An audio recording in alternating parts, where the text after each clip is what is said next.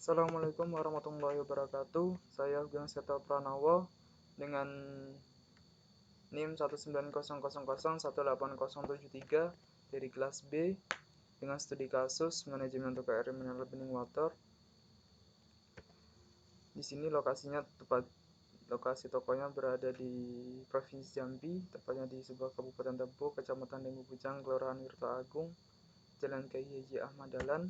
Dengan permasalahan dari toko, latar belakang masalahnya, menurut saya di toko air mineral ini pengolahan data masih kurang efektif, oleh karena harus di-upgrade dari yang awalnya manual menjadi modern dengan pendataan di komputer. Berbasis data, misalnya data stok air mineral dalam bentuk kemasan kardus atau gelas, atau galon yang semula hanya catatan kertas menjadi disimpan di dalam media agar dapat meminimalisir kesalahan data. Identifikasi data yang saya peroleh terdapat 4 entitas, yaitu barang, karyawan, pembeli, transaksi, dan masing-masing memiliki primary key. Pada barang yaitu kode barang, pada karyawan yaitu ID karyawan, dan pada pembeli yaitu ID pembeli, dan pada transaksi yaitu ID transaksi. Atributnya, masing-masing atribut pada barang yaitu kode barang, nama barang, harga stok, dan karyawan yaitu ID karyawan, nama karyawan, jenis kelamin, jabatan, alamat, dan pembeli ID pembeli, nama pembeli, jenis kelamin, dan pada transaksi memiliki atribut ID transaksi, nama pembeli, nama karyawan, nama barang, jumlah barang, tanggal transaksi, total harga. Data barang, contoh isiannya yaitu AK, namanya air gelas kardus dengan harga 200, stok 1000. Di data karyawan, contohnya AK001 sebagai ID karyawan, nama karyawan Denny, jenis kelamin laki-laki, jabatan kasir, alamat Jalan Pahlawan. Sedangkan contoh isian data pembeli yaitu ID pembeli P002 Galuh jenis kelamin perempuan. Pada tabel data transaksi yaitu T2 Galuh isi ulang air galon 1 tanggal 20 bulan 1 2021, total harga 5.000 dengan yang melayani yaitu Dini. Diagram yang saya buat dan didapatkan sebagai berikut, di mana entitas karyawan berrelasi dengan pembeli yang membentuk relasi melayani dengan cardinality one to many, di mana satu karyawan melayani banyak pembeli dan banyak pembeli dilayani oleh satu karyawan, sedangkan pembeli berrelasi dengan barang di mana memiliki cardinality many to many yang membentuk entitas baru di sini yaitu transaksi dengan ID atribut ID transaksi, jumlah barang, tanggal transaksi, total harga. Skema relasi yang terbentuk yaitu pada entitas karyawan, ID karyawan sebagai primary key berrelasi dengan ID karyawan sebagai foreign key pada tabel pembeli. Di tabel pembeli berrelasi dengan transaksi di mana ID pembeli primary key berrelasi dengan ID pembeli foreign key pada tabel transaksi, dan kode barang sebagai foreign key di tabel transaksi berrelasi dengan kode barang pada primary key di entitas barang. Perintah DDL atau Data Definition Language.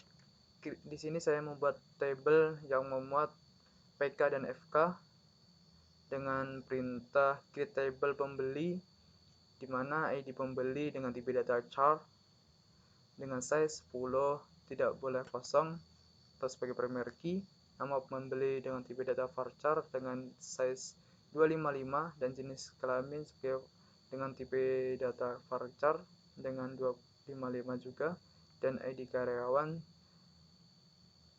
size-nya 10, di mana ID karyawan di sini saya bentuk menjadi foreign key dengan langsung merelasikannya dengan tabel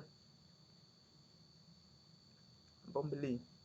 Sedangkan alter ataupun yang merubah konstruksi dari entitas di sini pada tabel barang saya menambahkan stok setelah atribut harga. Selanjutnya perintah DML Data Manipulation Language. Di sini penambahan data pada entitas karyawan, contohnya K004 dengan nama Rizal, jenis kelamin laki-laki, Sobat Kasir, Jalan Imam Bonjol. Dan update-nya di sini saya mengupdate nama pembeli yang yaitu Hugeng Seto, di mana ID pembeli 401, di mana awalnya nama pembeli hanya Hugeng tanpa Seto dan selanjutnya delete. Di sini saya menghapus data pembeli di mana dengan nama Dimas, dan perintah dalam shell select, di mana saya menggunakan perintah select untuk menampilkan semua data pada tabel pembeli, dan where, di mana untuk menentukan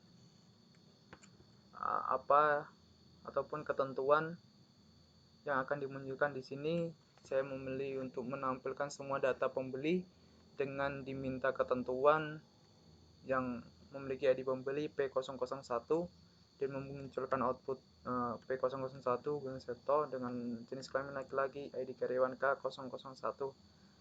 ID karyawan itu yang melayani, dan di where like, di mana like itu menunjukkan ataupun memberikan instruksi yang memuat ataupun mengandung kata yang mana nanti akan dimunculkan seperti yang saya tampilkan, di mana saya menampilkan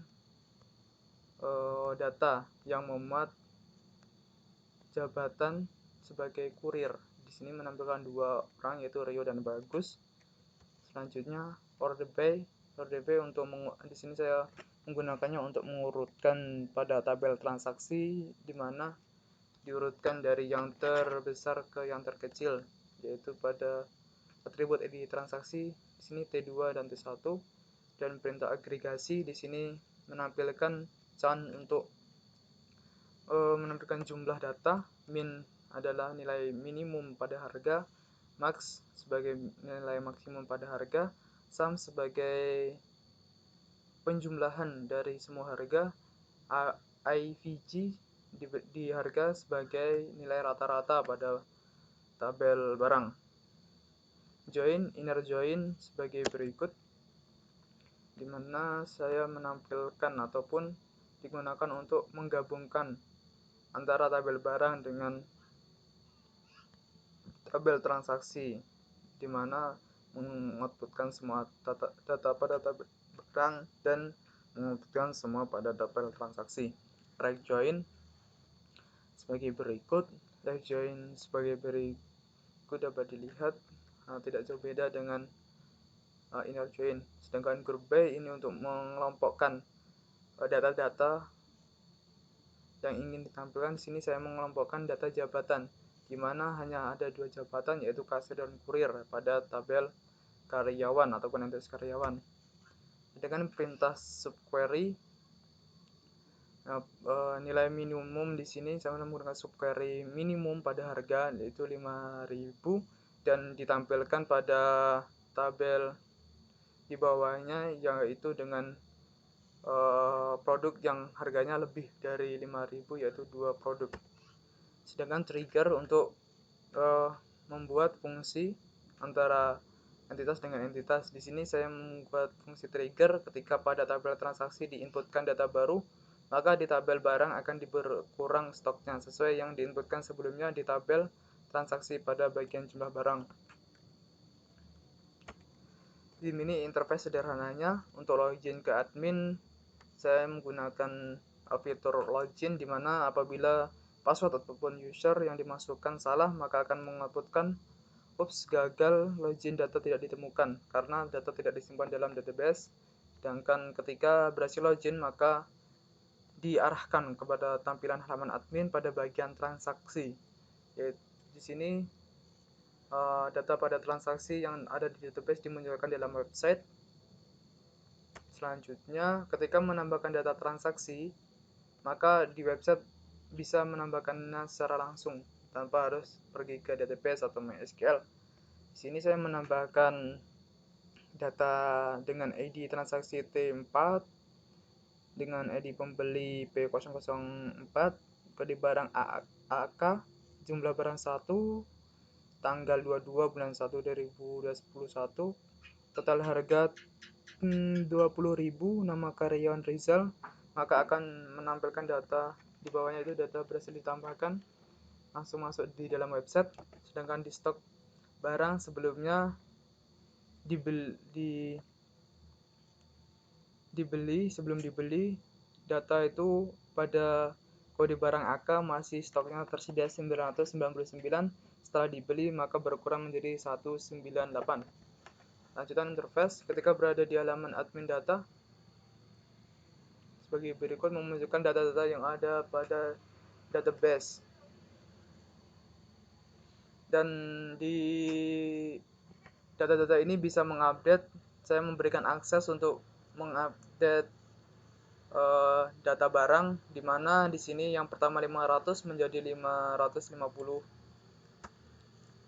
Dan interface terakhir yaitu logout, di mana ketika kita mengklik tombol logout yang di bawah, klik di sini untuk logout itu, maka memunculkan logout sebagai berikut. Ups, Anda berhasil logout. Ya, mungkin langsung ke demonya. Di sini saya sudah menyiapkan di websitenya. Misalkan kita menginputkan salah, maka akan mengoutputkan gagal. Ataupun jika kita kurang memasukkan password, akan memberikan notif suruh mengisi. Sedangkan dengan mengetikkan benar ataupun yang terdaftar, maka langsung diarahkan pada halaman admin. Nah, ini halaman adminnya. Dan jika kita ingin menambahkan, kita tinggal mengklik tambah data. Ini jadi transaksi T4, T5. Ini pembeli P005, kode barang AK dengan jumlah barang 2. Tanggalnya otomatis hari ini saja. Dengan total harga di sini saya masih manual. Nama karyawan Rizal. Nah, maka akan tertambah di AK dengan jumlah barang 2 dengan total semuanya 20.000. Ini saya maksudnya ini 40.000. Karena tidak bisa untuk mengedit, kita harus menghapusnya dan mengulanginya. 5 P005, maka 2 today 40.000 karena sampainya 20.000 dengan Rizal.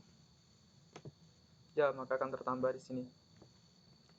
Dan di data otomatis pada AK akan berkurang. Jika kita ingin menambah stok, maka kita cukup mengeditnya di bagian website ini dengan klik edit. Dengan misalnya kita menambahkan 700 menjadi 750, maka akan otomatis terupdate 750. Dan di sini menunjukkan data barang, data karyawan. Di data karyawan fiturnya tidak bisa dirubah-rubah di website, namun bisa dirubah di database ataupun di bagian sini database karyawan ini.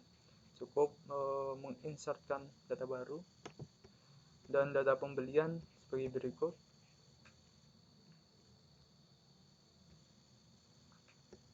Oke, kita coba lagi. Di sini kan di kode barang IUA yang stok 550.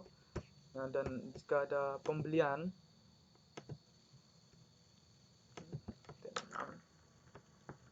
T6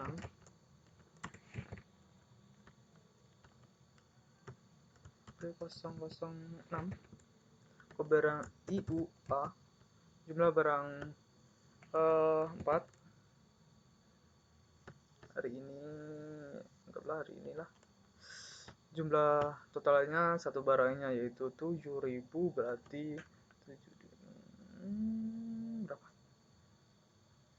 7 berapa? 28.000. Maaf, saya salah. Dengan nama yaitu yang mengumpulkan bagus.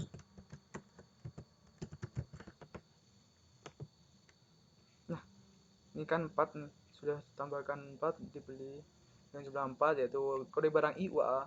Oke, kita dapat melihatnya data, maka otomatis akan berkurang. Yang tadi 550 sekarang menjadi 546. Dan jika kita ingin meninggalkan hasilnya, cukup klik di sini untuk logout, maka akan diarahkan ke menu logout dan tidak bisa untuk kembali, harus login. Ya, mungkin hanya itu yang dapat saya sampaikan. Kurang lebihnya saya mohon maaf. Billahi fi sabilil haq fastabiqul khairat. Wassalamualaikum warahmatullahi wabarakatuh.